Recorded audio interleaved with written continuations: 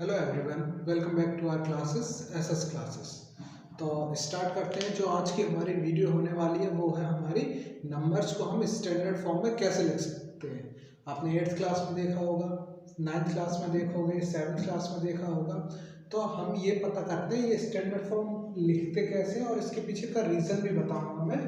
तो वीडियो में बने रहिए और फिर स्टार्ट करते हैं। देखिए, सबसे पहले स्टैंडर्ड फॉर्म होती क्या है। स्टैंडर्ड फॉर्म होती है हमारी किसी भी नंबर को हम उसकी पावर्स में लिख रहे हैं, ठीक। और जो डेसिमल में आने वाला नंबर होता है, अब जैसे कि हम पावर में लिखते हैं तो केवल 1 डिजिट लिखते हैं हम डेसिमल से पहले, चाहे कोई भी और कितना भी बड़ा नंबर क्यों ना हो।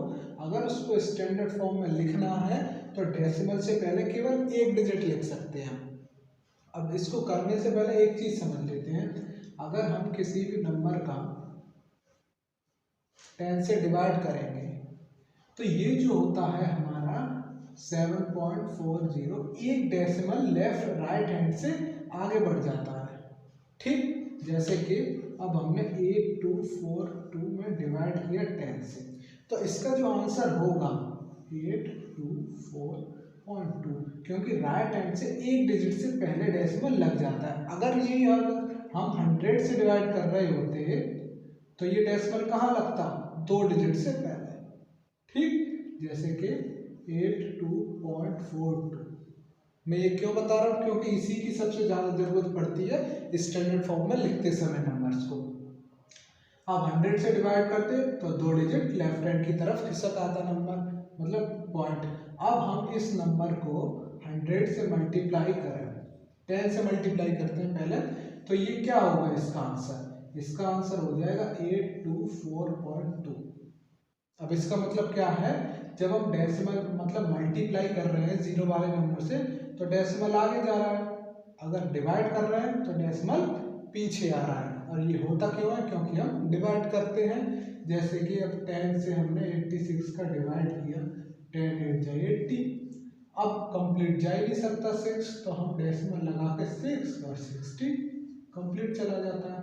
तो इसका मतलब ही यही होता है कि जब हम इस जीरो वाले नंबर से इसका डिवाइड करेंगे तो डेसिमल जो होगा राइट हैंड से लेफ्ट की तरफ एक आ जाता है, 1 0 का 1 डेसिमल, ठीक। अब आते हैं हम ये स्टैंडर्ड फॉर्म में नंबर लिखते कैसे हैं, ये सीख लिया आपने और यही सबसे ज़्यादा ज़रूरी है इसमें। अभी मैंने बताया स्टैंडर्ड फॉर्म में लिखते समय केवल डेसिमल से एक डिजिट लिखते हैं, तो यहाँ जो लिखेंगे इसको 7 ही एक डिजिट है तो पॉइंट लगाने की कोई ज़रूरत भी नहीं है। अब हम रेसिप्रोकल में क्या लिखते हैं, जो डिवाइड में सिंपल सी चीज़ है, आप डेसिमल के बाद डिजिट गिन लीजिए कितनी है, 1 2 3 4 5 6 डिजिट है। इसका मतलब कि ये 6 व 0 वाले नंबर से डिवाइड हुआ होगा, ठीक। और इसको हम लिख सकते हैं 7/10 की पावर 6। जब ये न्यूमरेटर में जाता है, हम ऐसे नहीं छोड़ सकते हैं स्टैंडर्ड फॉर्म में, हमको लिखना होता है ऐसे करके। जब ये ऊपर न्यूमरेटर में गया तो ये पावर क्या हो गई हमारी, निगेटिव हो गई, और यही हमारा हो गई स्टैंडर्ड फॉर्म। इस नंबर को हमने कैसे लिखा, इस तरीके से लिख दिया स्टैंडर्ड फॉर्म में। बहुत ही सिंपल है। डेसिमल के बाद आप डिजिट गिन लीजिए, 1 2 3 4 5 6, और उतनी ही पावर से, मतलब कि ये डिवाइड हो रखा होता है। हमने पावर लगाया, उसको न्यूमरेटर में पहुंचाया, तो 7 × 10 की पावर -6, ये हो गई इस नंबर की स्टैंडर्ड फॉर्म। दूसरा करते हैं और अच्छे से समझ आएगा। अब ये करते हैं, जैसे मैंने बताया केवल एक डिजिट हो सकती है डेसिमल से पहले, तो यहाँ 43 हम लिख नहीं सकते कंप्लीट। तो इस 43 को अगर कैसे लिख सकते हैं देखा जाए तो 4.3 × 10 लिख सकते हैं ऐसे, 4.3 × 10 नंबर डेसिमल में। फिर वही तरीका, डेसिमल के बाद आप डिजिट गिन लीजिए सीधे, बस 1 2 3 4 5 6 7 डिजिट, तो इसका मतलब 10 की पावर 7 है।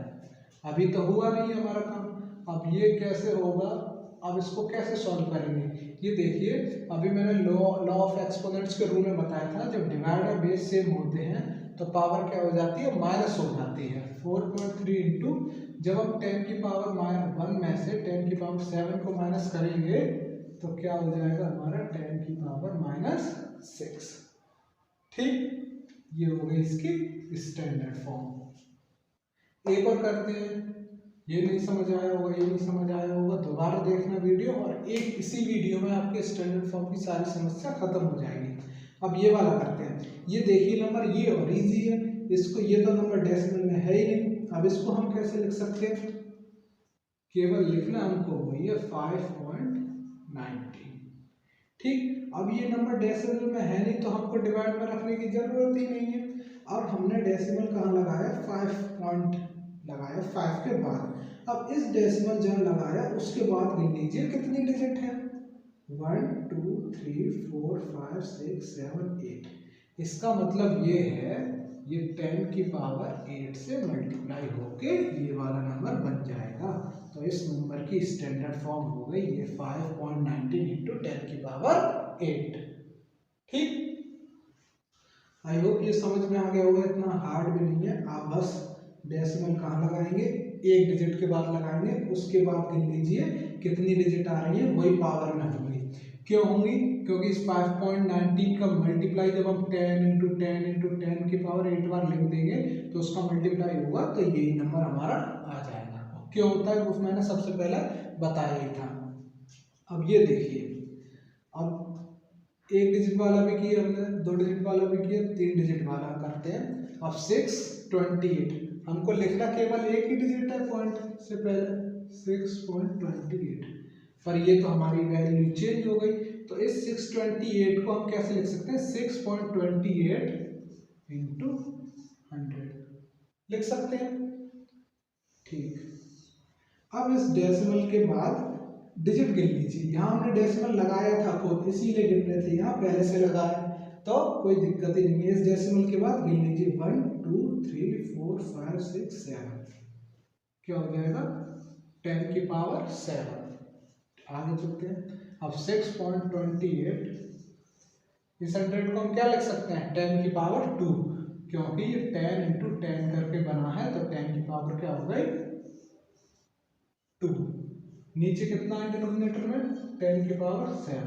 और जैसा मैंने बताया लॉ ऑफ एक्सपोनेंट्स के रूल के हिसाब से, जब बेस सेम होता है तो पावर कैसे हो जाती है, पावर कैसे हो जाती है बोलो, माइनस हो जाती है।